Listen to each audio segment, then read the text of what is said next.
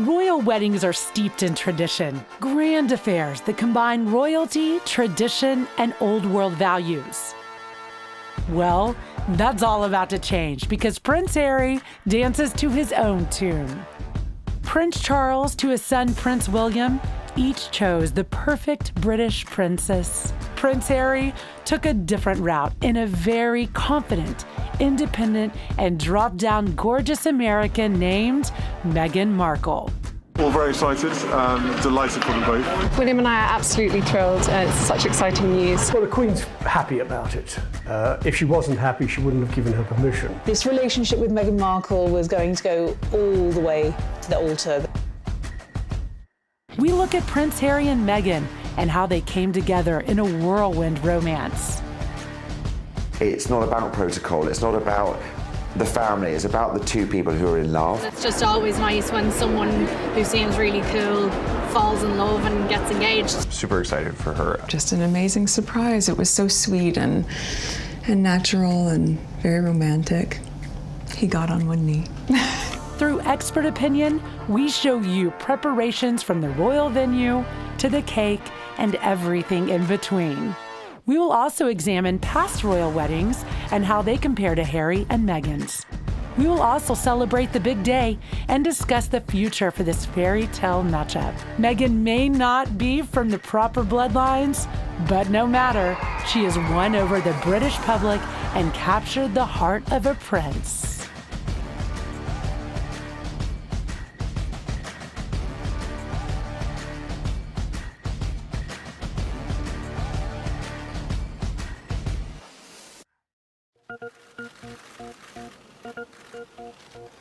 When news of Prince Harry's new love, actress Meghan Markle, hit the internet, it rocked royal foundations and sent the press into a tailspin. This relationship with Meghan Markle was going to go all the way to the altar, that they had never seen Harry so in love, so head-turned, and actually so happy. In the absence of any denials from Kensington Palace or royal insiders, the world knew that the bachelor prince was serious about his new love. It's an incredible love story, isn't it? An American actress meets Prince Charming. An onslaught of questions began to form about the romance. Where did they meet? How long? And most important, who is Miss Markle? Meghan grew up in a family with not a lot of money. Her parents separated when she was 6 years old. Meghan is one of our own. You know, she started as kind of a real girl from Los Angeles. Meghan Markle is a very special, engaging woman. She's extremely clever. She's very sincere and very eloquent. And I think she's one of those people who everybody, when they meet her, falls in love with.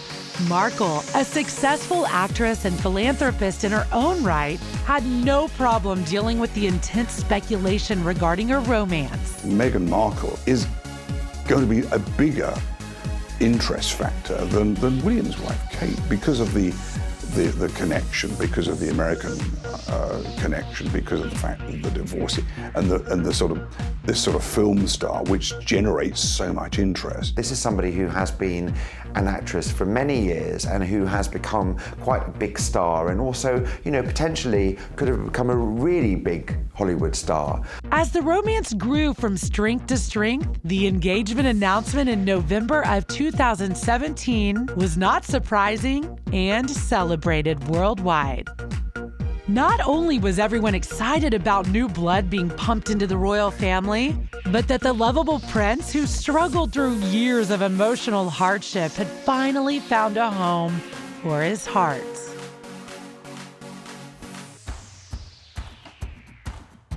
Once labeled the wild royal, Prince Harry was born and raised under the intense scrutiny of global media. I remember the very first day that I went to Sandringham House in Norfolk, which is one of the Queen's palaces and I remember sort of walking and being shown into this white room, this royal room in Sandringham by a very attentive butler.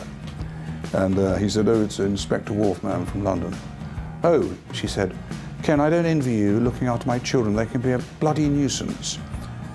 At which point, Harry was destamenizing this vase of royal lilies on a small table. And William was attempting to play the piano, and William turned around and said, no, we're not, are we, Harry? And he sort of burbled something as a 3-year-old, fell off this table, followed by this vase of lilies that crashed on the floor. Of course, they get up and run like any kids do. And Diana says, come here, both of you, come here, and runs out of the room, and I hadn't said a word. He performed his first royal duties as a small child and nearly drowned in scandal as a young adult, all before witnessing the atrocities of war in an active combat role while serving in the British Army. I remember him as a 3-year-old. He was never out of khaki uniforms. This guy was a soldier in waiting. And luckily, he had every encouragement from his father and his mother. I got here on Christmas Eve. Most of the guys were pretty bummed that I was here because nothing was happening for the first few days that I was here, but things are picking up again. But he achieved that. He went to the military academy at Sandhurst. He sort of fought his battle in Afghanistan. But of course, he realized that this wasn't an army life forever because of the risks involved. You know, he himself had to be protected in Afghanistan. And he realized that after the first tour and the second tour, he couldn't really justify that. And the only thing that let him down was the fact that he was a member of the royal family. But there is no doubt that the singular, most painful event in the young prince's life was his mother's death in 1997. The world watched Harry, age 12, walk behind his mother's coffin as the funeral procession wove through London to Westminster Abbey. A lot of people hold Harry in particular affection actually around the world. They remember that image of Harry walking behind his mother's coffin. Prince Harry, now an activist for mental health, revealed that decades of chaos followed this life-altering loss. Harry has come from a broken home. Harry is admitted to having mental health issues, having to come to terms with the death of his mother. It actually took him 20 years to admit that he did have these mental health issues, and he did something about it. He stumbled publicly, and the world got to see it all. The Nazi costume worn to a fancy dress party, the racial nicknames doled out to fellow Sandhurst cadets, and strip billards in Las Vegas with nude photos to boot. Harry has grown up a lot in the last few years, if we remember the kind of celebrity kind of lifestyle he was living and some of those parties he was going to and those pictures of him that were, you know, less than desirable as far as the Queen was concerned. We've seen Harry struggle throughout the years, you know, whether it's through acting out with drugs or other things. Harry acted out, as most young adults do, except his mistakes were public. He's been sort of a typical teenage boy, a typical young 20-something boy, but he's had to do it in the public eye on the world stage. Even apologies were critiqued and judged. Beyond the paparazzi noise, it became clear that this was not a usual teenage rebellion. Harry was suffering. Harry, in every sense of the word, is a carbon copy of his mother in so many ways. You know, he has that sort of risk element attached to his life. He likes a joke, he gets things wrong, you know, but he learns from his mistakes. You know, I know people have given him a bit of a kicking in the past for the things that in some people's words, brought discredit on the royal family. But he's learned from his mistakes. And in that sense, you know, that gives him that normality. A word that Diana was using often. You know, I just want my kids to be normal. I want to be normal. Who knows what the situation would be, or what the world would be like if she was still around. So, no, there's all sorts of thoughts and emotions that come running through, especially the fact that I was here last in 1993, running around with, you know, Donald Duck and all those characters with her, and now I'm back here, you know, 31 years old. And you know, try my best to make her proud. Harry's transformation has been actually a remarkable one because we've seen his life take really many different paths. We've seen him get into trouble for underage drinking, for smoking cannabis, for dressing up as a Nazi at a friend's birthday party, you know, for ending up without any clothes on more recently in Vegas. And each time these things happen, the public, I think, forgive Harry, and I think they probably forgive him because he's got a place in all of our hearts. I don't think anyone will ever forget that very, very striking and heartfelt image of him walking behind his mother's coffin. He was 12 years old when he lost his mother. Prince Harry found inspiration for change through the unconditional support of his brother, Prince William, who gave Harry a hearty dose of the candid honesty he needed. Amidst the turmoil of grief, adolescence, and life as a royal, the influence of Diana's passion for humanitarian work, and specifically HIV, remained with Harry. After visiting Lesotho in his gap year, Harry and Prince Seeiso of Lesotho formed the Sintabali organization in 2016. The charity started in 2006, and it was started by Prince Harry and also Prince Seeiso of Lesotho. And it followed a visit that Harry made in 2004. He spent a couple of months up in the mountains in Lesotho. It's a very remote area. And he was really struck particularly by the plight of the children there. So there are so many vulnerable children in Lesotho. It's a very poor country, and it has been affected very seriously by the HIV/AIDS epidemic. So 1 in 3 children are orphaned as a result of the epidemic. It's behind the scenes up in the mountains where the sort of volunteer nurses are doing sort of house runs to go and basically help these really sick people, not just kids but sort of elderly people as well, who are dying of AIDS, lying in their beds with no access to a hospital, no access to a clinic. Sintabali means forget-me-not in Lesotho's, and was the word deliberately chosen to represent both Prince's late mothers. The work that we do in Lesotho and Botswana, and soon Malawi, is to provide a safe space for children who are living with HIV to be able to learn more about living with HIV, be able to build confidence and resilience about how they stay healthy. Why Lesotho was because he was there, and obviously he saw and witnessed himself the situation that some of the young people were in, and so he just responded to that. But obviously it does stem from interest in support in following on his mother started in terms of breaking down stigma around HIV. I asked friends of mine choosing where I should go for my gap year, and it was sort of based around what my mother had been doing, and I wanted to sort of carry that on. And what better place than to do it here? It's got a problem with AIDS, and there's lots of children. I'm sure she knew this place, but we decided trying to start something slightly new. Carrying the torch for his mother, the People's Princess, humanitarian work is critical in Prince Harry's role as a royal. Prince Harry's been very, very involved and very actively involved in the charity from the very beginning, from the very start. He regularly attends board meetings, he has to sign off the strategy. In addition to that, he loves being out in the field, and the reason for that really, he's got a real genuine empathy with young people, with kids. They really kind of are massively attracted to him. We've seen him with his nephew and niece. We've seen him with children, whether it's at Sintabali and Lesotho. We've seen him with children in hospital. We've seen him in nursery schools. We've seen him at schools. We've seen him with people at the Invictus Games. Harry is a people person, but there is something lacking in his life. Harry's mischievous nature has always won hearts, even while struggling on the inside. The prince's rugged good looks and charming ways attracted potential suitors. Chelsea Davy was one such lady and became Prince Harry's on and off girlfriend from 2004 to 2011. Chelsea Davy was a long term, but that fizzled out. I don't think Chelsea Davy was prepared to go into the Goldfish Bowl. Sometimes the timing just isn't right, and this relationship was not to be. In 2012, his casual dating came to a halt again when his cousin, Princess Eugenie, introduced him to Cressida Bonus. He was an actor. She didn't want to. She wanted to pursue an acting career. This relationship ended in 2014 when royal public life became too much for Cressida.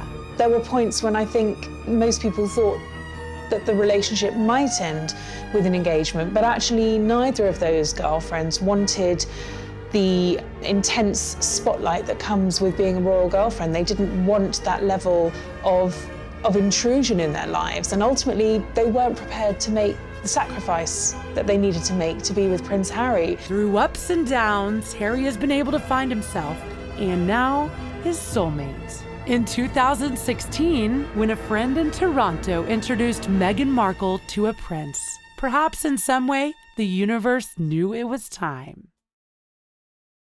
I didn't know much about him, and so the only thing that I had asked her when she said she wanted to set us up was, I had one question. I said, well, is he nice? Already a successful actress and well-known humanitarian, 36-year-old Meghan Markle is accustomed to living in the spotlight. But in November 2017, her engagement to Prince Harry triggered an escalation of media attention that the royal-to-be had probably never experienced before. It's the stuff of fairy tales, another fantastical royal wedding to inspire a nation. But sadly, the joy of this pending union has been splintered by the worst of those in the media since the news of their courtship broke. The difficulty, of course, with Prince Harry finding love with a famous actress was exactly that. She was a famous actress. The time that the romance was actually revealed in the papers, I remember she was promoting a clothing line for Reitman's, the Canadian department store, and she was having to do a lot of press around that. Well, how could you do press interviews around a clothing line and people not want to talk about Prince Harry? So I think they realised early on, particularly at the palace, that there was a potential conflict of interest. It's why we saw her posting less on Instagram.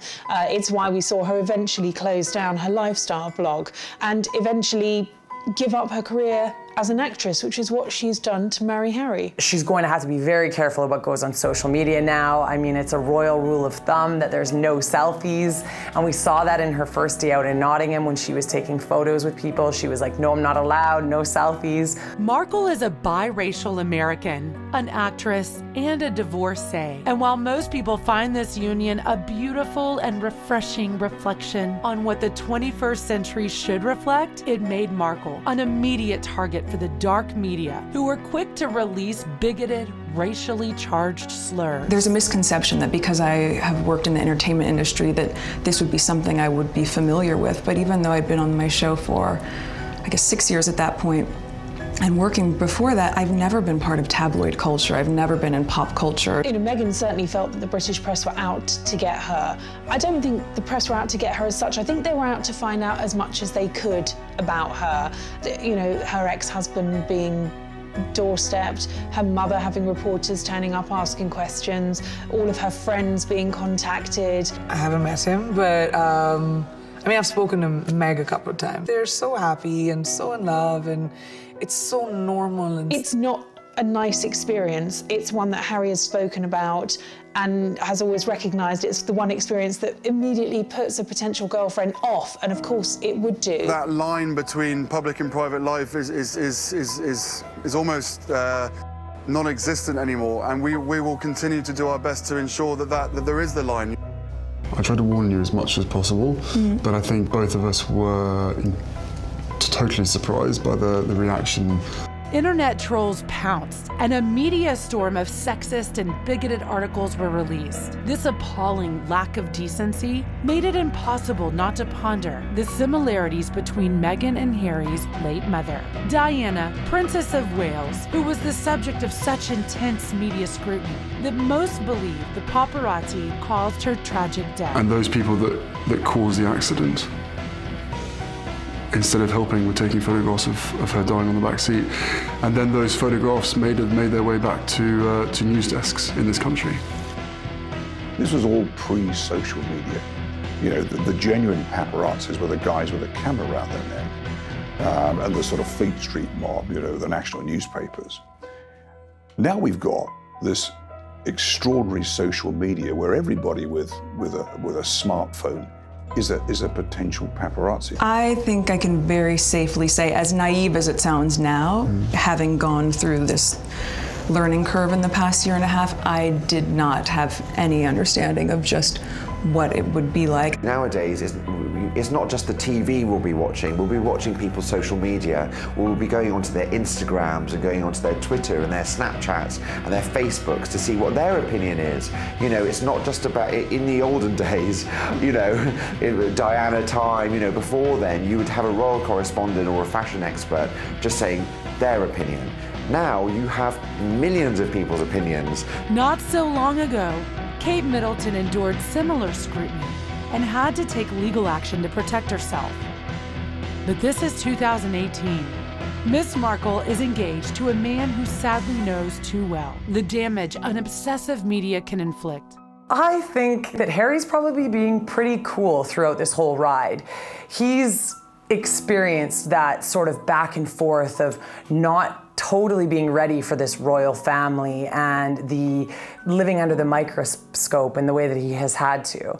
And I think he's probably been a really great coach and mentor for Meghan through this to kind of prepare her for what she's about to experience. It's not just, of course, her career. In terms of what Meghan is going to have to learn, she's going to have to learn who her friends are. She's going to have to learn who she can trust. She's going to have to get used to having a protection officer 24/7. She's going to have to get used to everything in her life.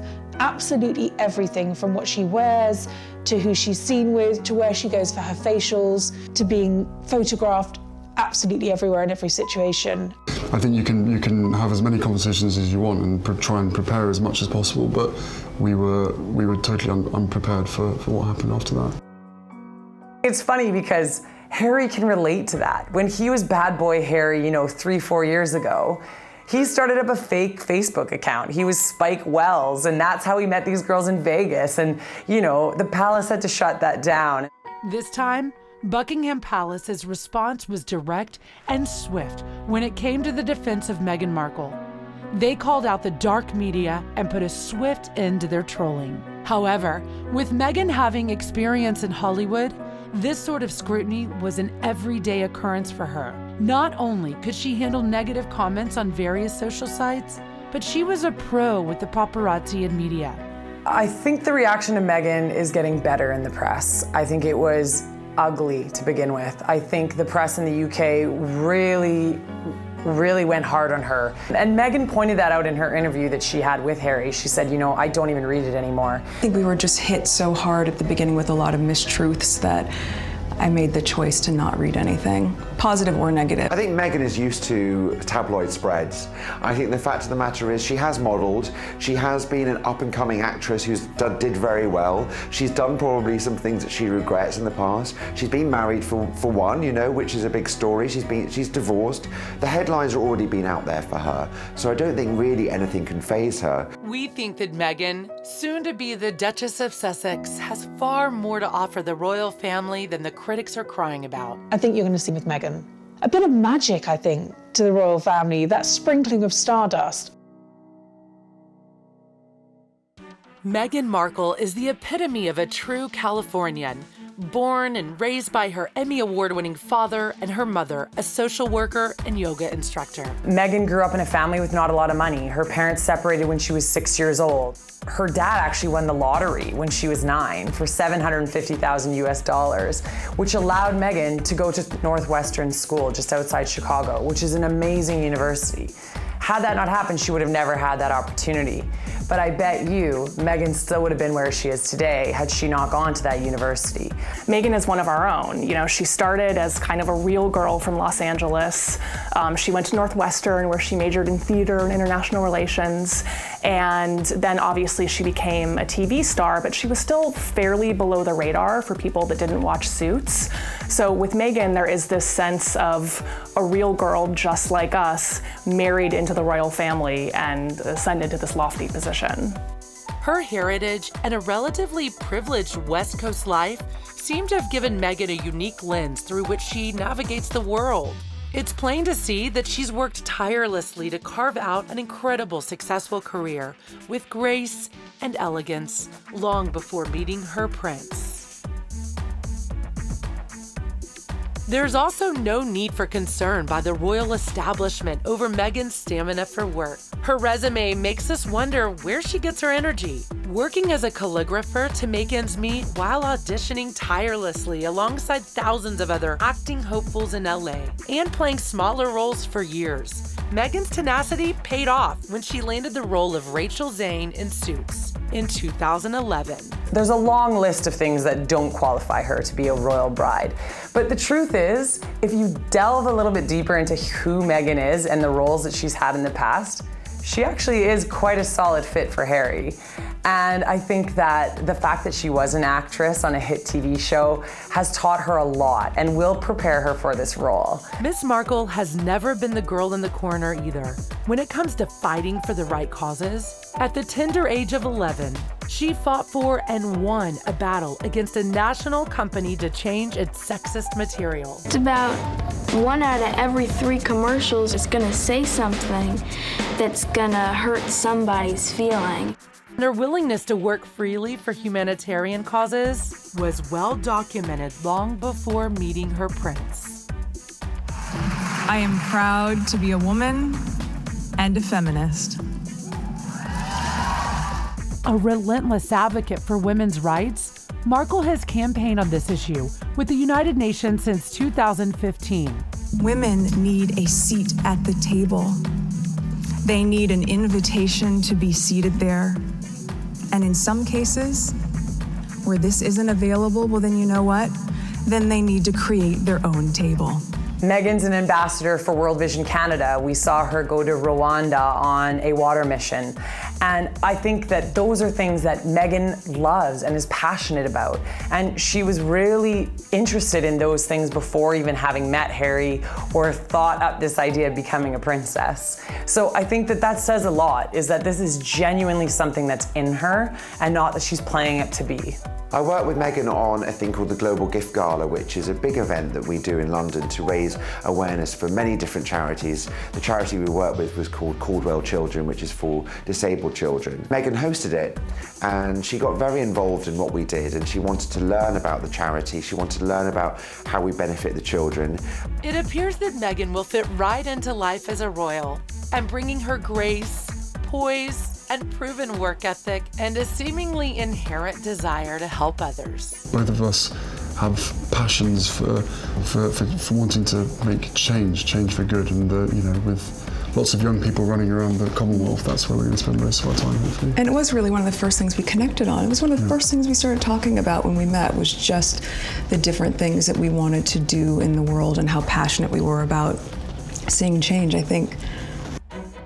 For anyone obsessed with the next royal romance, the conjecture ended in October 2016, when news of Prince Harry and American actress Meghan Markle's relationship broke. I received probably 15 emails and tweets kind of all at once when the news broke. Instead of the excitement dissipating, the buzz of this unexpected romance broke records. We found out that she was a little bit older than him, that she, obviously was a famous actress in her own right. And I immediately started Googling her and was like, okay, this girl, she's beautiful, she's smart, so it definitely was exciting and intriguing. Meghan was the most Googled woman in 2017. It's what the public wanted. It was a love story, it was exciting. When the beans spilled that they met through a mutual friend, who this royal matchmaker was became the hottest mystery in social media. There have been many hints, but no one has confirmed or denied Cupid's identity yet. We were introduced actually by a mutual friend who we should protect her privacy and not reveal too much of that. And but it was literally through her, and then we met once and then twice back to back, 2 dates in London last July. With the story of how they met put to bed, a new obsession took over royal fans. Is Meghan Markle actually the one? It was, I think, about 3, maybe 4 weeks later that I managed to persuade her to come and join me in Botswana. Right off the bat, he took Meghan with him to Botswana to celebrate her birthday and experience his glamping. Then, in 2016, it became apparent that this relationship was significant, according to Royal Watchers, when Harry took Meghan to his best friend's wedding in Jamaica. Gossip turned into a genuine buzz. The 3-day Jamaican celebration was the best opportunity yet for Harry to introduce Meghan to his inner circle of friends. And it was reported that they fell in love with her too. The romantic occasion provided the perfect opportunity for the pair to show their affection for one another. We had a good 5-6 months almost with just privacy, which was amazing. Very early on, when we realized we were going to commit to each other, that we knew we had to invest the time and the energy and whatever it took to make that happen. I don't think you've had any idea what time zone you've been on for the last year and a half. No. Coming over here 4 days or a week and then going back and then straight into filming the next day, 4 a.m. wake-up calls on a Monday, yes. Straight into set. The media broke into a frenzy when word got out that the couple would be making their first public appearance together at the 2017 Invictus Games, a major sporting event for wounded veterans initiated in 2014 by Prince Harry. 1 week ago, I told you that you needed to be ready, but even I could not have been ready for the scale of what we witnessed at these games. The Invictus Games are a personal and important event for him. So when Harry invited Meghan's mother, Doria Radland, to join them at the closing ceremony, it was clear that this romance is the real deal and that Harry had Doria's blessing.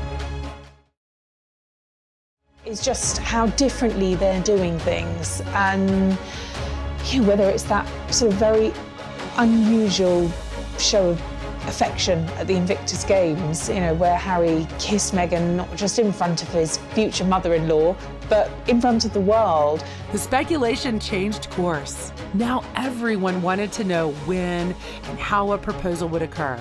But importantly, was Meghan going to be accepted by the royal family? And was the Queen going to permit such a union? I think the Queen's definitely excited about this. I think if anything, she's just more excited about the fact that Harry's finally going to now be off the market. I think there's no reason to think the Queen wouldn't be anything other than delighted about this marriage. She's a devoted grandmother. She played a critical role in Harry's life as a young man after Diana's death. Let's be honest, she's in her 90s, so she wants to make sure that everything's right before she goes. And I think she's doing it really well. She's become much more progressive, she's become much more relatable, she has allowed things that potentially might not have been allowed before to happen. She understands too that if the royal family is going to carry on, that we need to see them being modernised. We need to feel that we can actually be a part of their lives. Meghan had already met Prince Harry's father, Prince Charles, and his wife Camilla. She was now good friends with Prince William and Catherine, Duchess of Cambridge. I've been seeing her for a period of time when I literally didn't tell anybody at all. And then William was longing to meet her, and so was Catherine. So, they're being our neighbours, we managed to get that in quite a few times now. And Catherine's been absolutely wonderful, amazing, as has William as well. Fantastic support. And then my father as well. We had a couple of, no more than that. We had a handful of teas and meetings, and we've just had a really nice time getting to know them and progressively helping me feel a part of not just the institution, but also part of the family, which has been really, really special. The breaths were held at the prospect of meeting the Queen. We didn't have to wait long. When Harry whisked Meghan away on a birthday holiday to Botswana, the couple returned and made a beeline for Balmoral. The consensus is that it was at this summer residence of the Queen that Prince Harry was able to make a formal introduction to the 91-year-old monarch. It's incredible, to be able to meet her through his lens, not just with his honor and respect for her as the monarch, but the love that he has for her as his grandmother. All of those layers have been so important for me, so that when I met her, I had such a deep understanding and, of course, incredible respect for being able to have that time with her. And we've had she's an incredible woman. As the couple's relationship blossomed, sweeping changes were coming for Miss Markle and her 7-year stint playing Rachel Zane, the feisty paralegal in the hit show Suits. The show's creator, Aaron Korsh, and his writers carefully planned for what they saw as inevitable. They gradually wrote Rachel Zane out of the series. It's a new chapter, right? And also keep in mind, I've been working on my show for 7 years.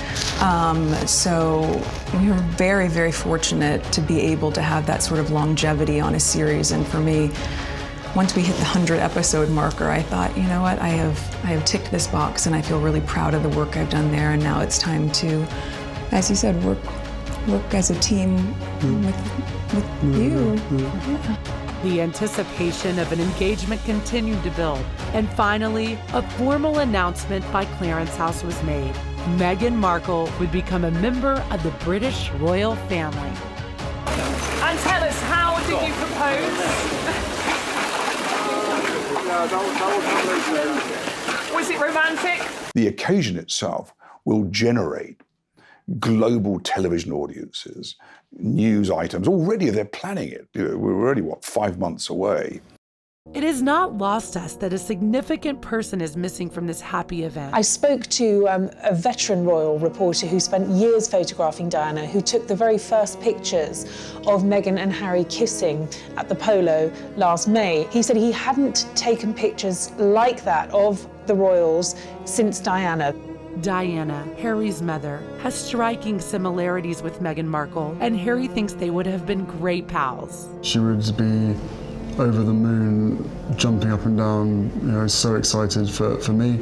But then, as I said, would have probably been best friends with Meghan's. Diana would have liked the way that Harry had grown up. I mean, obviously, he was in his early teens when, sadly, his mother died in that tragic accident in Paris. But, he survived that. He, as a young lad, walked behind his mother's coffin, in front of the sort of world's media. And he talks about it openly now. And so in that sense, his mother would have been exceptionally proud of him.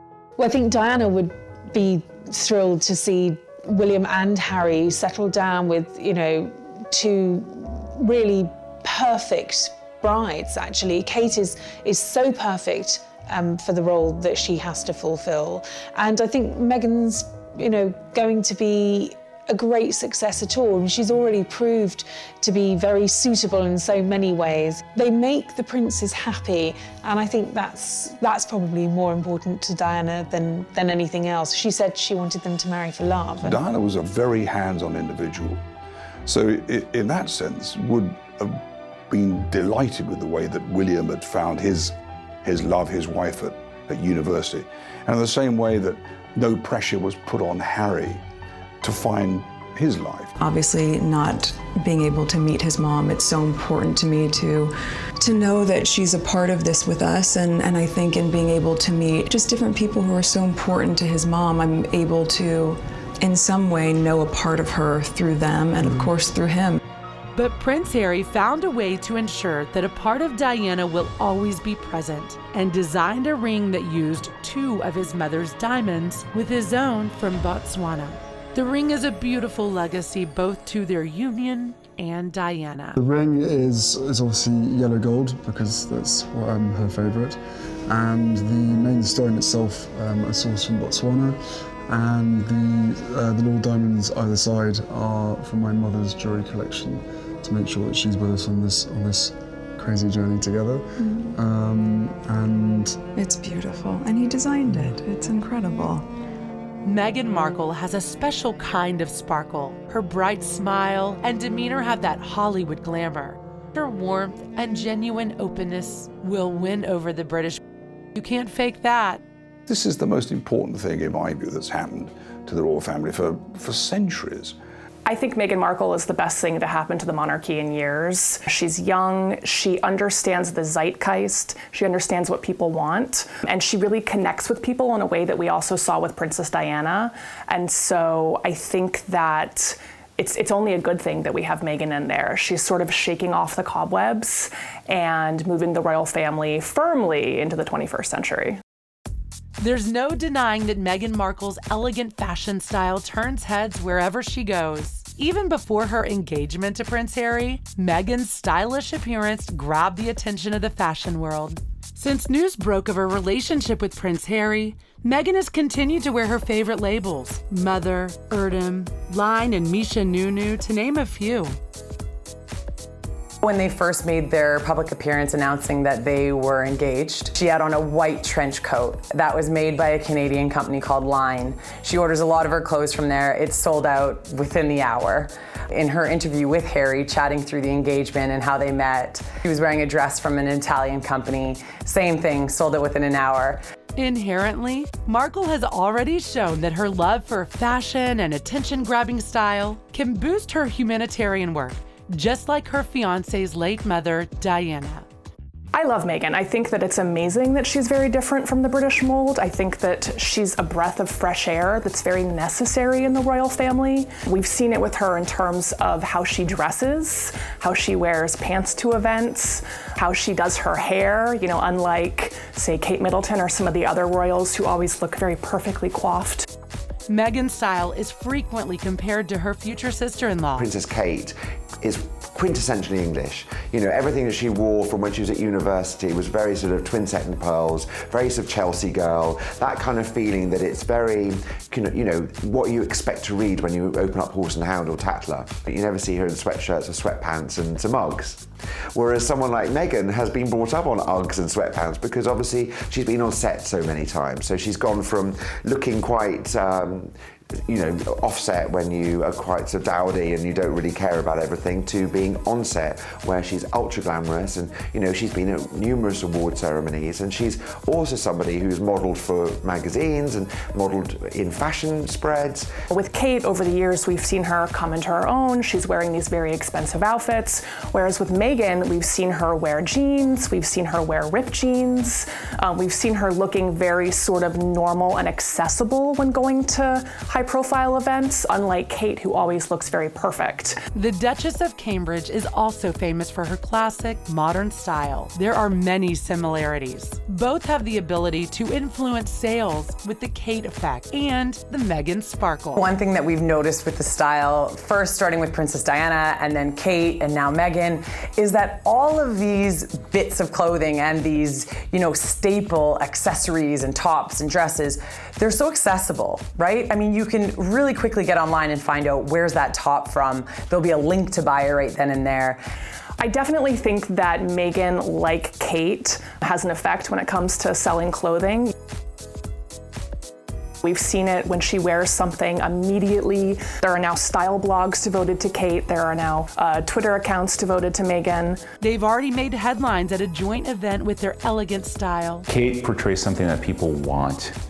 Meghan portrays something that is much more approachable, that people can get right away. Some were concerned that a rivalry could be in the works, but it seems the two will have a close relationship, much like another royal wifey pairing. I think it's impossible to not compare Kate and Meghan with Diana and Sarah. In the case of Diana, she was married to the heir, and then you have Sarah Ferguson. She's this breath of fresh air. You know, she's always in the news for doing sort of silly or dramatic things. She has a great sense of humor, and you really do see that comparison between Kate and Meghan, where Kate is a little more buttoned up, she has more restrictions, whereas Meghan is kind of the playful one. She's the new, bright, young, shiny thing. We think Meghan meshes her own relaxed Californian fashion style beautifully with her new British role, and this is something uniquely hers. We also love that our fashion choices are diverse and inclusive, and touch on a desire to experience new trajectories.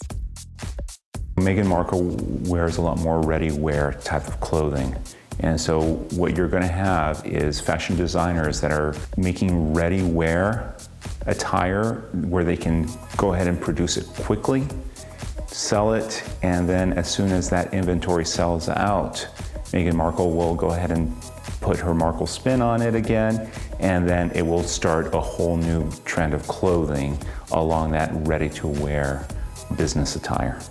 Meghan portrays something that people can get right away. And so it's something that people can find at their local department store, whether it's Nordstrom's or Macy's. Oh, do I love Guilty as charged. online shop. Of course, especially with our hours too. So it's accurate, easy. right? It's like if I have downtime in my trailer. Speaking of trying new things, Meghan is a huge fan of wine. Her favorite, a Tignanello, led Meghan to name her former blog, The Tig. The namesake is from a wine called Tignanello, but in the States we sort of bastardize the name and say Tignanello. And it was my first sip of wine where I said, oh my gosh, what is this? Like I said to the bartender, what am I drinking? He's like, just call it the Tig. This moment revealed to Meghan that to live is to be curious and insatiable in living one's life.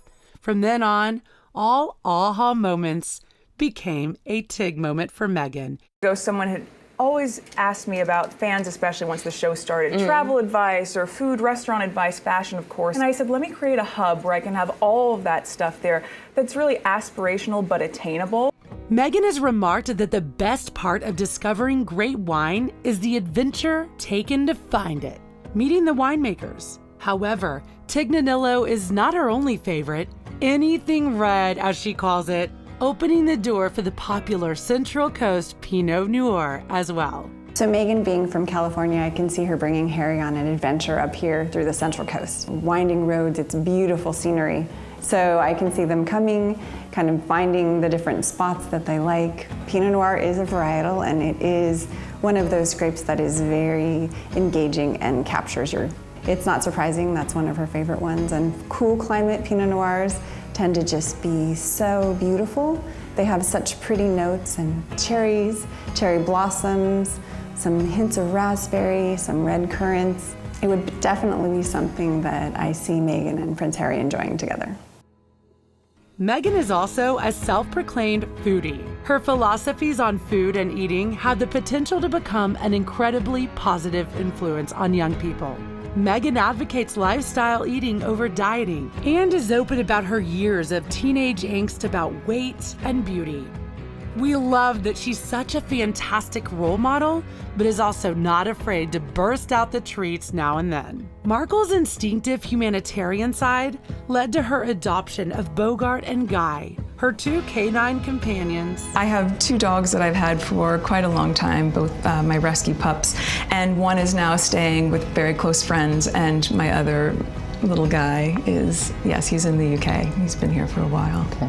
They say that dogs have the innate ability to judge good and bad, and even the royal corgis, usually the toughest audience of all, according to Prince Harry, have embraced Meghan into the royal family. For the last 33 years being barked at, this one walks in absolutely nothing. Just laying on my feet during tea. It was very sweet. And I was just like, oh.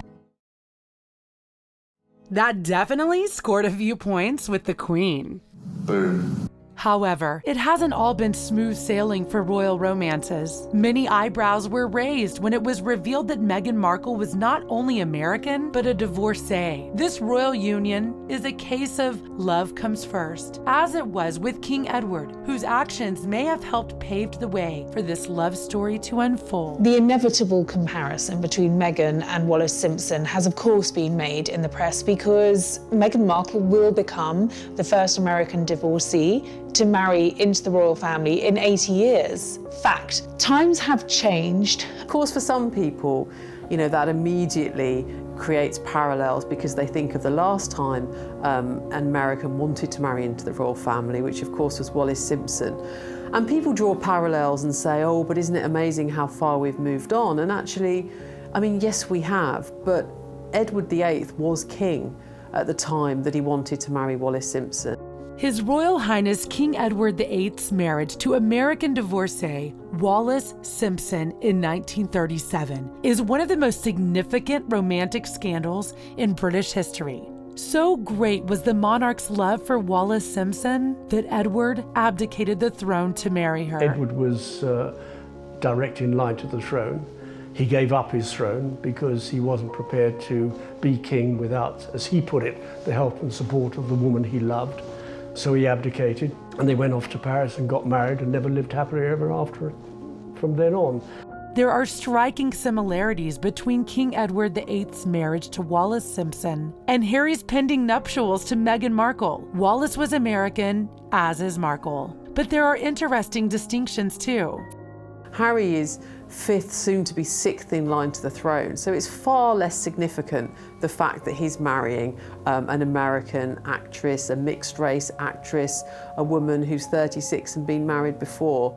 Meghan is a very different person. She's been married before, she's a divorcee. Charles was married before, Camilla was married before, both divorced, they got married. For Edward and Wallis, marriage to a two-time divorcee was at the time immoral, and with World War II looming, the British people needed a strong monarch. Harry, unlike his predecessor, Edward, is not heir to the throne. He's not king. And in fact, because there are now several heirs with William, he never will be king. When Edward wanted to marry Wallis Simpson, it was literally a constitutional crisis. It was, absolutely unfathomable to the people.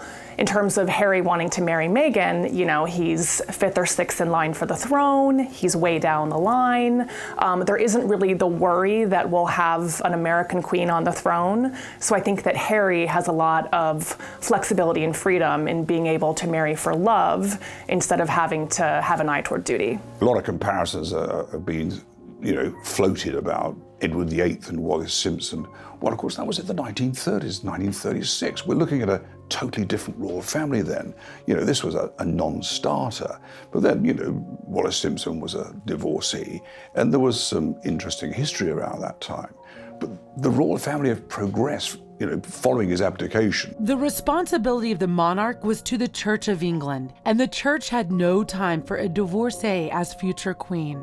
It was a stigma. You talked about it in hushed tones. If somebody was divorced, you thought, oh, no, I'm not terribly sure I can socialise with that person.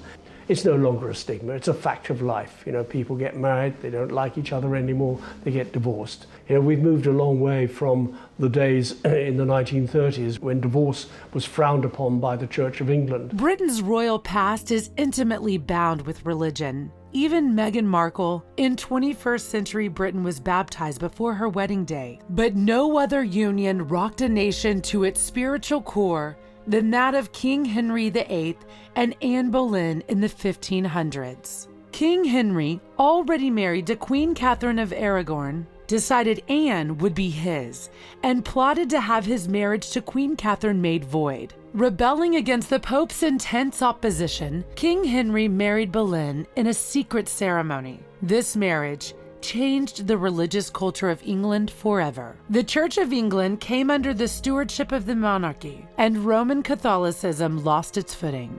And Anne Boleyn, of course, was ultimately charged with adultery, incest and witchcraft, and then burnt or had a head chopped off rather. Since the ill-fated marriage of Anne Boleyn and King Henry, times have changed, and one need look no further than Prince Harry's very own brother, Prince William's modern-day romance with his college sweetheart, Kate Middleton. In fact, Harry could be thanking his older brother William for laying the foundation for a modern-day royal union. It was actually Diana who told William and Harry to marry for love. When they married, it should be for love. And I think that that's exactly what they've done. It's certainly what William's done, and it's what Harry is doing too. William and Harry have learnt from the past royal wedding. They saw their mom unhappy in her wedding, and they didn't want that for themselves. I think that they've realized that they can be happy, and it's up to them to make themselves happy. And I think actually Queen Elizabeth has recognized that also, and that's why she's been so understanding. You have to look at the choices that William and Harry have made and the women that they are with. Kate, a commoner, not of blue blood, not perhaps the aristocrat that we might have picked for Prince William, but that marriage and that relationship is and has been, hugely successful for 10 years. Now England's beloved Catherine, Duchess of Cambridge, the paparazzi incessantly reported on Kate's lineage of coal miners, blue-collar workers, and the lack of any aristocracy. From what I've seen of Meghan so far, if you were going to compare her to anyone, I wouldn't be comparing her to Kate, because I think they're two very different women.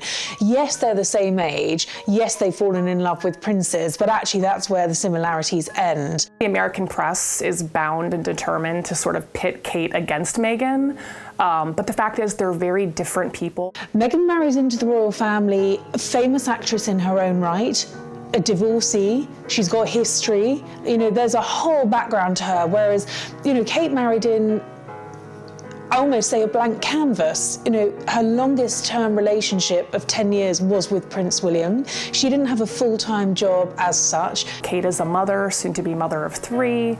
I think that Kate has had an extraordinary burden being the only sort of young, visible royal in the spotlight. And now that Meghan is coming into the picture, there's room for Kate to kind of take a step back, hopefully to breathe a little.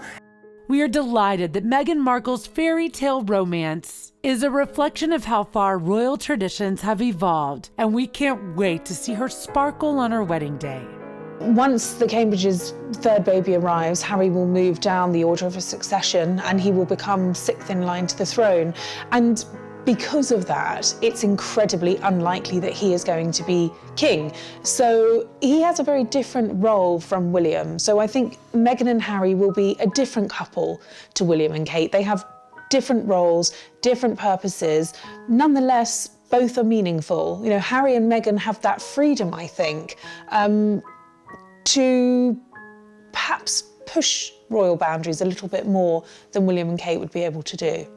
In a monarchy where the very Queen herself, in her 93rd year, her husband, 96, you know, yeah, they have a great longevity, but no one lives forever. So in the next decade, there are going to be huge changes, and Meghan and Harry will be front runners in that change, whether they go second to William, who might become king, or whether his father decides he doesn't want to be king, or whether the Americans get fed up with community. I don't know. There are so many different options open at the moment that this sort of new group of royalty, of which Meghan is now part of, is going to be instrumental in the changes that lie ahead. This engagement is definitely a sign of modernisation in the royal family. It's really shown them to be progressive. It's shown the Queen actually thinking, okay, I want my grandchildren to be happy. This is about happiness rather than protocol. It's just a very different time for the monarchy, and William and Harry are unwilling to let these sort of old gray men at the palace tell them what to do. Princess Diana wanted William and Harry to grow up as normal boys. Well, normal boys will, you know, travel the world in the early 2000s and go to Vegas and be in Canada and meet women from around the world. With Meghan going to the royal family, it helps out the royals become a lot more approachable to not just the British, but the Americans. And so it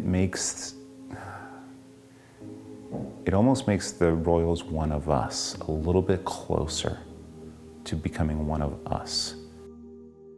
After the excitement of the engagement announcement, the wedding day promises to deliver the stuff that fairy tales are made of. This is a massive deal, and it's not just the day, you know, it's a really big run-up from everything. It's a massive marketing platform for the UK. This is much more than just a wedding, it's a cultural shift. Courtiers have said that they want their day to be one of joy and happiness, and for the public to be as much a part of it as possible, and they will be. We know it's going to be televised. For William's and Kate's wedding, all the royal pomp and circumstance was on display. Grand carriages, women in big hats, and a tiara for the princess-to-be. Harry and Meghan's big day will be equally as impressive. She's going to be seen by billions of people. The whole world is going to take a picture of her and watch her. So it's very important to make sure that you look perfect. So she will rehearse her look probably 2 or 3 times before she actually gets to the day before the wedding. You know, how life-changing is this? Well, it's a huge life changer. Because suddenly, you know, one minute you're Meghan Markle, the actress, and whatever, going anywhere. Next thing you're a princess of the realm of the United Kingdom. You know, you've got to think about her. She's going to be seen from every angle. It's 360 Meghan Markle, you know. It's not just one angle. Meghan, how are you feeling? She has to think about everything. And what's great about her is having that TV background. She understands that. Having that red carpet, you know, readiness. She understands she has to look great from every angle. So having chosen a, quote, smaller venue, Windsor Castle, as opposed to Westminster Abbey, the amount of spectators and A-list guests will be out in droves. It's going to be very interesting because the royal wedding won't be in London. First of all, it's going to be in Windsor, which is a beautiful place.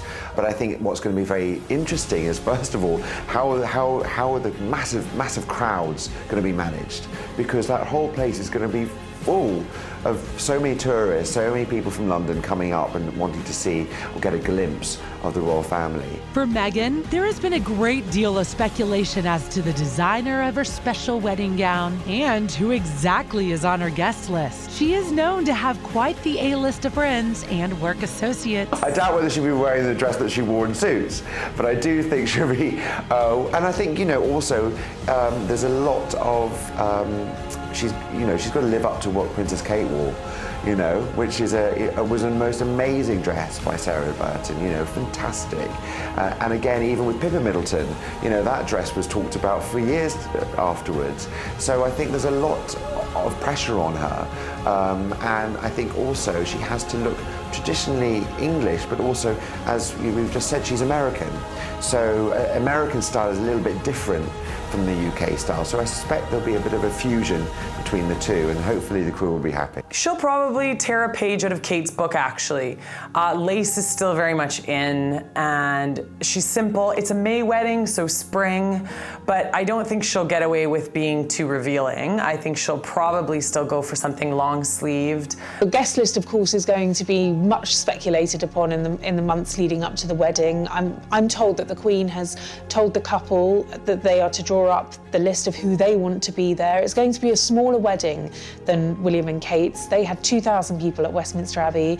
Meghan and Harry will have 800, which is still a sizable wedding. And of course, it's going to be fascinating to see who turns up. Meghan will bring that sort of injection of Hollywood. I'm sure we will see some of her co-stars from Suits and actor friends from, the years that she's worked in Hollywood. Of course, she's got very famous friends. She's close to Serena Williams, she's close to Boris Becker. Harry's got famous friends. Elton John is incredibly close to Prince Harry. I suspect that Obama will be at the wedding, which will be quite interesting because he will be there and Trump won't be there. Harry and Meghan are also causing a few headaches for the royal guard. Expect to see a few detours from the traditional wedding do's and don'ts. The rumor on the street is that Meghan is going to be giving a speech at her own wedding, which is a big protocol no-no. Regardless of what it took to arrive at this point in Harry and Meghan's relationship, one thing is for certain, that on May 19th, 2018, a Disney fairy tale will come to life as a prince turns a lovely young lady into a real-life princess.